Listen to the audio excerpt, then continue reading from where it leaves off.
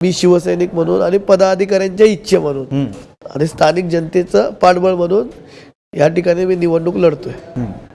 आले मला फोन आले पक्षाच्या माध्यमातून की नको लढू, मागे हो. पण जर ज्या 4 वर्ष शिवसैनिकांनी काम केलं, पदाधिकाऱ्यांनी काम केलं, जर तुम्ही आत्ताच त्यांना हाडूळ करत असाल तर मग कुठेतरी स्वाभिमान पण महत्वाचा असतो. त्या अनुषंगाने सर्वांच्या इच्छेपोटी महानगरपालिकेचं निवडणूक लढणार. मी खात्रीलायक सांगतो तुम्हाला, मी निवडून येणार आणि आल्यावर परत शिंदे साहेबांबरोबर काम करणार. कारण शिंदे साहेबांनी आम्हाला जेव्हा जेव्हा पाठबळाची गरज होती मुख्यमंत्री असताना, तेव्हा तेव्हा त्यांनी आम्हाला ती मदत केलेली आहे कामाच्या माध्यमातून. जे जे प्रश्न आम्ही घेऊन गेलो ते प्रश्न सोडवण्याचं काम अधिकाऱ्यांनी केलं.